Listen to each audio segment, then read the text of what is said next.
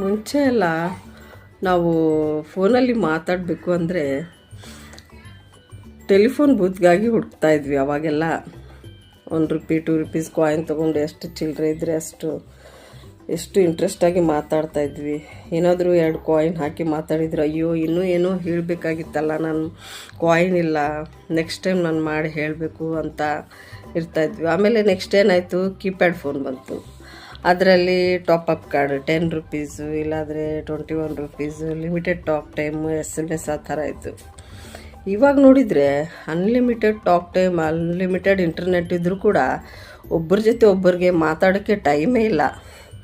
ಯಾರು ಎಂಟರ್ಟೈನ್ಮೆಂಟ್ ಅವ್ರಿಗೆ ಆಗೋಗ್ಬಿಟ್ಟಿದೆ. ಎಲ್ಲರೂ ಯೂಟ್ಯೂಬು, ರೀಲ್ಸ್, ಇನ್ಸ್ಟಾಗ್ರಾಮ್ ಅಂತ ಕಾಲ್ಸ್ ಮಾಡೋಕ್ಕೆ ಕೂಡ ಇಷ್ಟಪಡೋಲ್ಲ. ಕಾಲ್ ಬಂದರೆ ಕೂಡ 1 ನಿಮಿಷ ಮಾಡ್ತೀನಂತ ಫಿಲ್ಮ್ ನೋಡೋದು, ಆ ಥರ ಕೇರ್ಲೆಸ್ ಆಗಿಬಿಟ್ಟಿದ್ದಾರೆ ಅಲ್ವಾ. ಈ ಟೆಕ್ನಾಲಜಿ ಬಂದಮೇಲೆ ನಾವು ಒಬ್ರಿಗೊಬ್ರು ಹತ್ತಿರ ಆಗ್ತಿದ್ದೀವ ಇಲ್ಲಾದರೆ ದೂರ ಆಗ್ತಿದ್ದೀವ ಅಂತ ಕೂಡ ನಮಗೆ ಅರ್ಥ ಆಗ್ತಿಲ್ಲ. ಅಷ್ಟು ಕನ್ಫ್ಯೂಷನಲ್ಲಿದೆ.